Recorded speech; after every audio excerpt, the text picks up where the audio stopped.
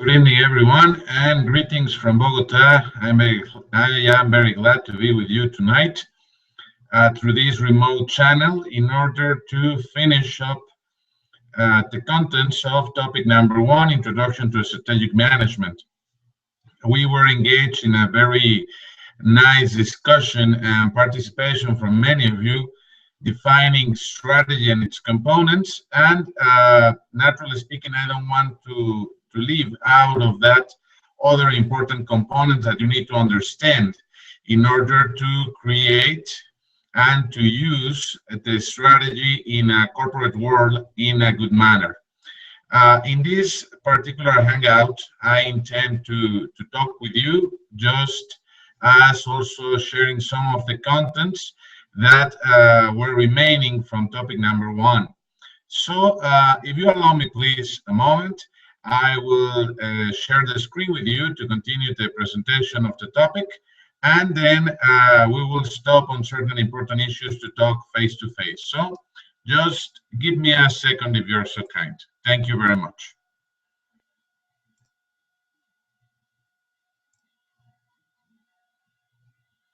Okay, it says here that I am sharing my screen. So let me retake from our presentation on Monday, the things that we were talking about. We were mentioning that strategy is a big how-to, and it engages on important matters about environment and also about observation of our company itself in order to understand how to play in the market, and not only how to play, but how to win. The last element that we were discussing on Monday night was that an author called Rich Horwath talks that there are 4 C's that we should always be observing regarding the design and the monitoring of our strategy. Just to recall them, we will naturally start with customers. We need to know which are our clients, what needs do they have, and how should they expect to be served. So we may evaluate if we have the capabilities and the resources to be successful with a particular niche of customers. If we are not capable of satisfying a particular niche, we should turn somewhere else, because the main idea of a strategy is to assure an appropriate fit of the company in the market, and in that way we can be successful. Naturally speaking, the second important element of this definition is competition. We are not alone. In fact, there are perhaps uh, just a few and extremely particular cases of segments or industries where we still operate on a monopoly. In many of the industries that you will be developing your professional career, you will find that competition is not only intense, but extremely creative and extremely reactive. So we need to have the appropriate practice of daily monitoring what the competition is doing, not only in terms of pricing or in terms of product development, but also in the movement of key directors within the industry, also about financial or marketing news that may signal that the company may be performing in a good or in a bad manner, and that competitor performance may represent an opportunity for us.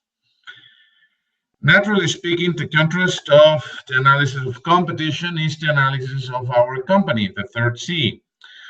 I was mentioning just a moment ago that we need to look for resources and capabilities. And later on in the semester, we will talk about all the array of resources that the company has, while also mentioning what constitutes a capability, a skill, or a particular way to operate any given task better than competition that turns out to be an advantage.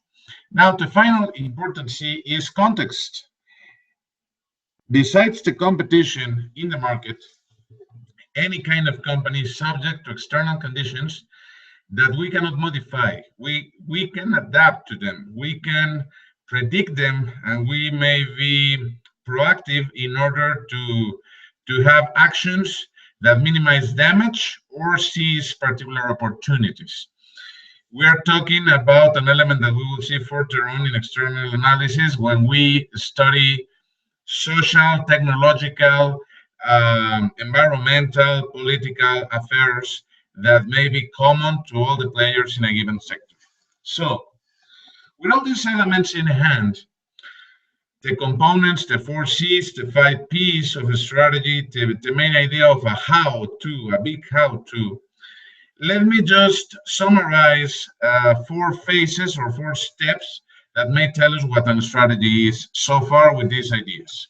So element number one, we are talking that the strategy is a series of steps that may lead us precisely to an objective. And these steps is the process itself of studying the environment, the company, our purpose, and the design of the plan in order to execute it and make sure that we are precisely, as I was mentioning on Monday, in a better state.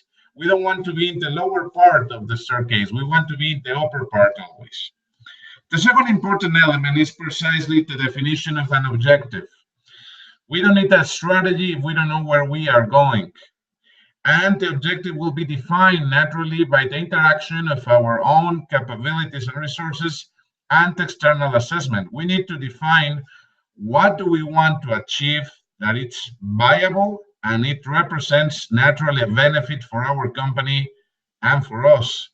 Otherwise, we would be subject to the forces of the market and we may end up merged or acquired by a company that has a sound strategy and clarity of where do they want to go.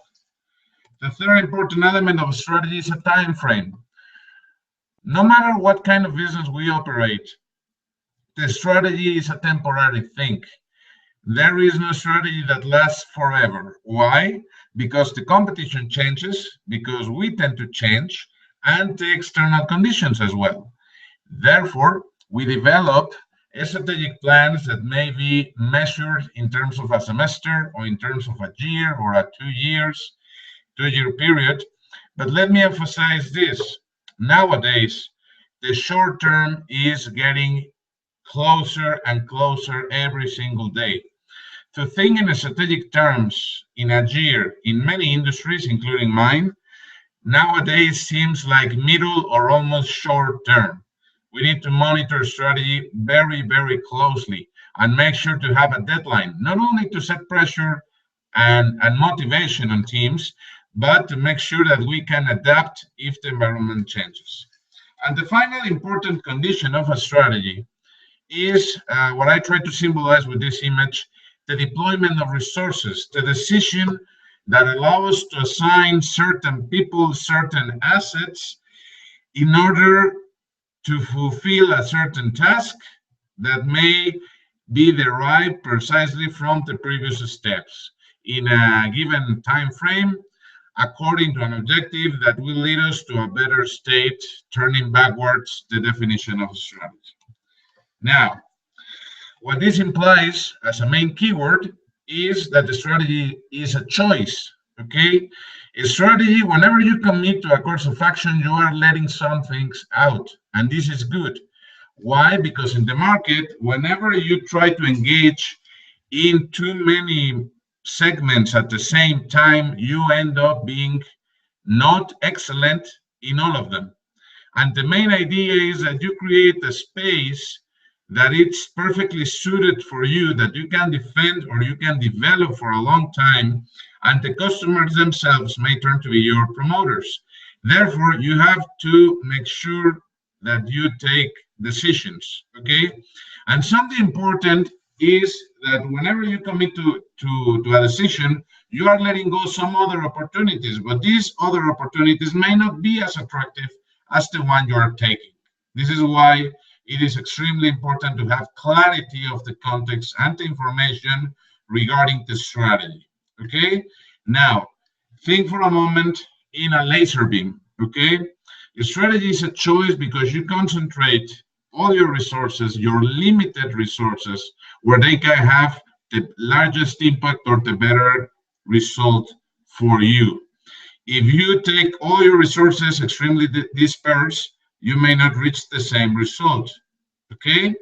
And naturally speaking, this decision frame is based on knowing yourself, knowing what you can excel at, how can you outperform a competition, and that may constitute a suitable and viable way to act in the long term. Now, there are levels of strategic thinking, and I put this particular slide for you just to let you know how you are going to evolve in the corporate world in a very quick manner in less time than you think. Naturally speaking, most of us, I mean, everyone that goes into the corporate world usually start at base level. And this is extremely good. Why? Because you start executing, you start knowing what the instructions of the game are, and naturally speaking, having an idea of why your manager is designing this kind of a strategy or winning plan. This is the base level that I do it, okay? I don't have perhaps the skills, perhaps the experience, perhaps all the insight of the market, but I know that my leaders have the appropriate knowledge to conduct the plan that I am going to carry out. Now, as we move up in time and into organization, whenever you reach your first supervisory or managerial level, you will carry out the strategy through your team. You will be in the second step, but you will also know why you are carrying out such a strategy. You will know the principle that I was mentioning on Monday, that you are aligned perhaps within a functional area and with other departments, and all together constitute the appropriate design and execution of the strategy. Finally, when we are one step up in the C level, in the Chief Executive Officer level, you will be responsible for defining not only why do you do the things you do or how. You will start with asking what do you want to do in the light of the context that you're facing, and most important perhaps, when do you want the strategy to be done? Why? Because you may have the most perfect plan in the world, but if the plan takes too long to be realized and the competition is quicker than you, the plan is worthless. Okay, so it is important to have the intellectual exercise of executing the strategy. This is vital stuff, but it is also important to carry out the exercise in good speed so you may assure execution. Now, that you are going fine so far, let me just tell you four main elements. Some call them components that imply the impact of a strategy in all organization. For one, I recall organizational integration stands for the alignment that I was mentioning on Monday and that we saw in the movie clips of 300.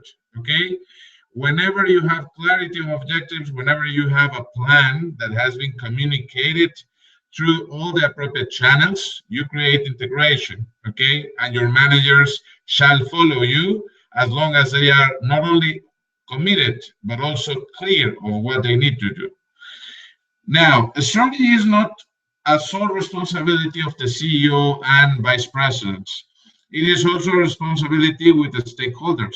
Let me just recall that a stakeholder is someone that has something to care about the company. I am not of the directors of the people putting money in the company as an investment. Okay, your employees are stakeholders. The government regulators are stakeholders. Even competition. When we talk later in the semester about the strategic alliances, we will see that in some cases, instead of competing, you're going to cooperate with other companies. And therefore, you may take joint decisions that may be relevant for all the parties. Now, in the third element, let me recall the strategic and tactic perspective. Whenever you are operating, part of you and part of your team will be looking to the future, to the long term. And the other part or the other half of your DNA as a strategist should be committed to the short term, to the day-to-day, okay? And you will have to compensate within two elements, efficiency or effectiveness, okay?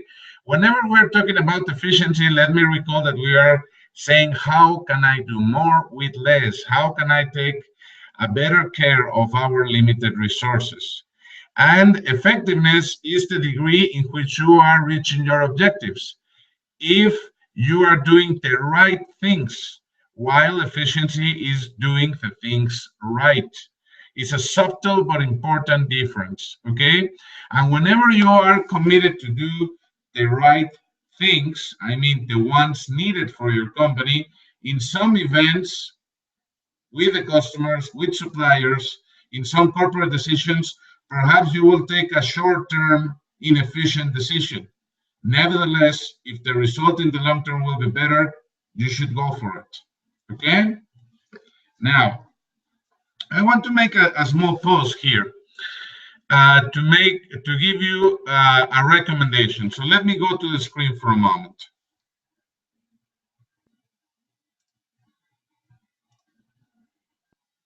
Okay, so here I am. And in this presentation, I had two more clips that I wanted to see with you on Monday. Unfortunately, we were not able to do that. I will send you by email the clips to both videos. One of them is a scene of A Beautiful Mind, a movie that I truly love. And in this scene, even without seeing the full movie, you will realize the value of choices in strategy. Okay? You will understand that whenever you are even cooperating with competitors and taking a constructive approach and clear, you can execute a great strategy. The other important element, the other important clip that I will put for you in an email is regarding a competitor that I have. Copa Airlines, a Panamanian airline, has built a wonderful strategy and a wonderful set of victories in financial terms in the last 12 years at least. Why? Because Copa is taking advantage, as you will see in the video, first of all, of a privileged location. Panama turns to be like the middle point to connect most of the continent with a single type of fleet, with good weather conditions that secure that operations may run smoothly versus another airports like Mexico City or Bogota, and also by optimizing their existing resources in their home base. Make sure to see the clip and make sure to see the accompanying slides about this business case. And if you have any doubts about what you see, please don't hesitate to let me know, and we will go a little bit deeper within them. Okay, so with these two recommendations in hand, let me go back just to explain the strategic management process, okay? And let me start with some companies that you may know, okay? Walt Disney. If we put ourselves in the shoes of Walt Disney, I am absolutely certain that he never imagined that by today he would have a company that has theme parks, cruise line ships, a TV channel, toys, and even a film studio, Pixar. Okay? Walt Disney just had a very powerful vision, something that we will also talk later in the course. And the vision was the foundation of a good strategy. He wanted to have the happiest place on earth. He wanted to make a revolution with the local affairs that he saw as a boy and created a whole concept, not only of entertainment, but also of tourism and lodging, okay? The car to your right, the Ford Model T, the first mass-produced automotive vehicle in the world. A huge success. Why? Because Henry Ford said, make the car a single color, black. Don't get complicated. It was a great intuitive idea.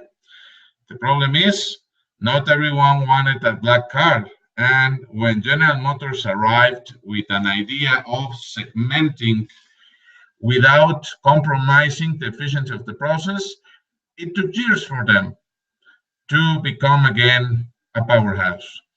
And FedEx Express, that was born from an academic project, just like the ones that you may be doing, for example, in your classes. And when Fred Smith, or when Disney, in this case Roy Disney, and later on Michael Eisner applied strategy to them, it turned to be a huge corporate success because they had method. They had a power to execute and to make sure that the vision turned to be true in a good way.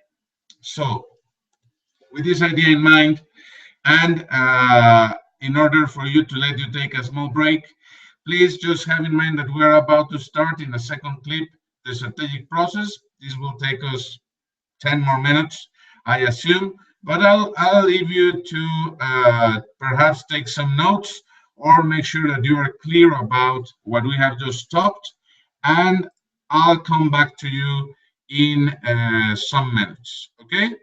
So allow me just to be with you in a few moments, and stay tuned.